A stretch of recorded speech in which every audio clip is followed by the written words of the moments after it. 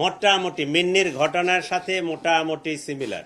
যখন মাহিরের কাছে যায় তখন মাহিরের, যখন জুবায়েদের কাছে যায় তখন জুবায়েদের। মাহিরকে সে বলছে যে জুবায়েদকে না সরাতে পারলে আমি আসলে তোমার থাকতে পারবো না। বর্ষা শুধু জানতো না, বর্ষা পরিকল্পনা করে। মাহির কোনো এক সময় ওই বাসায় ওখানে ভাড়া থাকতো, তো আগে থেকে ওই মেয়েটার সাথে পরিচয় দীর্ঘদিনের, কিন্তু প্রেমের সম্পর্কটা অনুমান 1.5 বছর ধরে।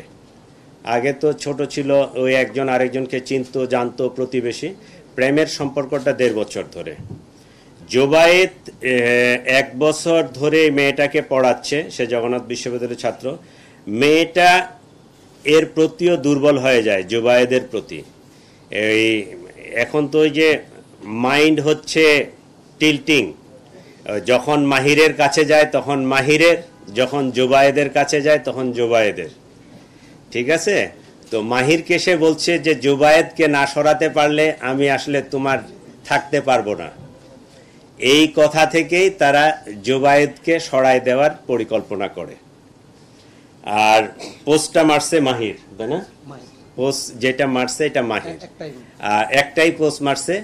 এবং এই চাকুটা আইলান এবং মাহির দুইজনে মিলেই কিনছে, দুইজনেই ওখানে ছিল।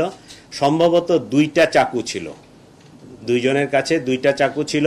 পরিকল্পনা ছিল যে আইলান মাহিরের যে বন্ধু, সে পিছন থেকে পোস্ট মারবে, কিন্তু সে পোস্ট মারে নাই। ওই মাহিরেই নিজেই তার চাকুটা বাহির করে ওই সে গলা বাম সাইডে না ডান সাইডে, ডান সাইডে এই জায়গাটাই পোস্ট। সে মনে হয় ওই ডিসিশন নিতে পারতেছিল না। ও সে যখন মাহিরের কাছে যায়, মাহিরের সাথে তার দীর্ঘদিনের পরিচয়, দীর্ঘদিনের প্রেম। ঠিক আছে, সে মাহিরের কাছে যখন গেছে, মাহিরকে সে বলছে যে জুবায়েরকে না সরালে আমি আসলে তার কাছ থেকে সরে আসতে পারবো না। আমরা ধরে নিব যে হত্যার উদ্দেশ্যেই দিছে। ও যদি আঘাত করার জন্য হয়তো তাহলে পায়ে হাতে অন্য কোনো জায়গায় দিতে পারতো, একটা ভয় দেখাইতে পারতো। যেহেতু গলায় পোস্টটা দিছে, এখানে কাটছে, সেটা আমরা ধরে নিব যে সে হত্যার উদ্দেশ্যে দিছে। রাজনৈতিক কোনো বিষয় এখানে নাই, এটা ত্রিভুজ প্রেমের কাহিনী। রাজনৈতিক কালার দেওয়ার কোনো সুযোগ নাই, বা আমরা ওইদিকে তেমন কিছু পাইও নাই। ঠিক আছে, আর এই জিনিসটা ডিসক্লোজ হয়েছে সম্ভবত, মেয়েটা চালু, দুই দিকেই সে সম্পর্ক বজায় রাখছে। একটা পর্যায়ে মাহির বোধহয় এটা টের পাইছে। ও যখন চার্জ করছে, এটা কবে নাগাদ? 26শে সেপ্টেম্বরের পরে তাদের মধ্যে পরিকল্পনা আসে যে তাকে আমরা ওই সরাই দিবে। বর্ষা শুধু জানতো না, বর্ষা পরিকল্পনা করে। মোটামুটি মিন্নির ঘটনার সাথে মোটামুটি সিমিলার। জুবায়েদ যখন মারা যায় তখন বর্ষা উপস্থিত ছিল সেখানে। মানে শেষ কথা আমরা যেটা পাইছি তদন্তে, বর্ষাকে জুবায়েদ বলছে যে আমাকে বাঁচাও।